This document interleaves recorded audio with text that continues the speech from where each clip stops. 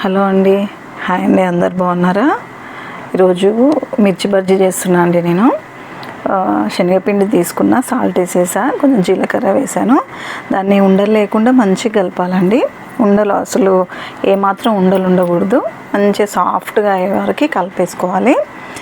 మా వారికి చాలా ఇష్టమైన డిష్ ఏంటిదా అంటే ఫస్ట్ చెప్పే దాంట్లో మనకి మిర్చి బజ్జీ అని చెప్తారండి మా వారు. బయటికి వెళ్ళినప్పుడు కూడా వేడివేడిగా మిర్చి బజ్జీ ఎక్కడ వేస్తారా ఎక్కడెక్కడ అని చూస్తూ ఉంటారండి మా వారు. చాలా ఇష్టమైన డిష్ అండి మిర్చి బజ్జీ అంటే. అలాగే మిర్చీలు కడిగేసుకున్నాను, క్లీన్ చేసేసుకొని వాటికి మధ్యలో చీల్చేసుకున్నా.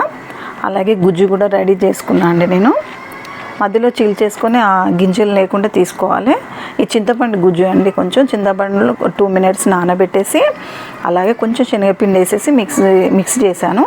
దాన్ని ఏమీ చిన్న చిన్న పుల్లలు ఉండకుండా మనకి వడగట్టేసి మిర్చిలో పెట్టేసుకోవాలి.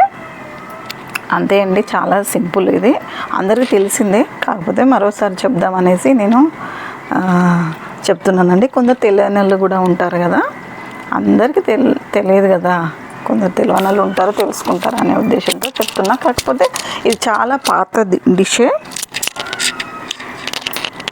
అలాగే ఈరోజు మీరు కూడా ఏం తిన్నారో నాకు చెప్పండి తప్పకుండా.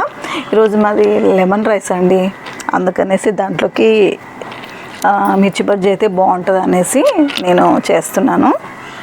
ఆయిల్ చాలా వేడైందండి, కొంచెం చేతి మీద కూడా పడింది, అందుకే భయంతో మెల్లిమెల్లిగా వేస్తున్నా నేను. మనం అది తినే సోడా కూడా వేసుకోవచ్చు, కాకపోతే నేను వేయలేదండి. ఎందుకు అలా బాగా ఇట్లా ఉబ్బుతాయి తినే సోడా వేస్తే, ఎందుకనేసి నేను వేయలేదు. నార్మల్గా అలాగే వేసాను. అలాగే చూడండి బ్రౌనిష్గా వచ్చాయి, అంతే తీసేసుకుంటే సరిపోతుందండి మనకి. అలాగే మీకు ఎంతమందికి ఇష్టమో నాకు తప్పకుండా చెప్పండి. అలాగే ఈరోజు మీరు ఏం తిన్నారా అన్నది కూడా నాకు తప్పకుండా చెప్పండి. ఓకేనా ఫ్రెండ్స్? బాగా కాలిపోయాయండి, కొంచెం ముందే తీస్తే బాగుండేదేమో అనుకున్నాను.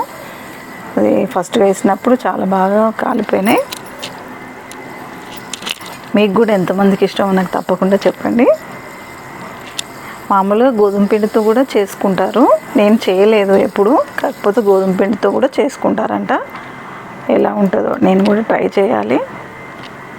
చాలా వరకు మిర్చి బజ్జీ అంటే శనగపిండితో చేస్తారు, అది మాత్రం అందరికీ తెలిసిందే.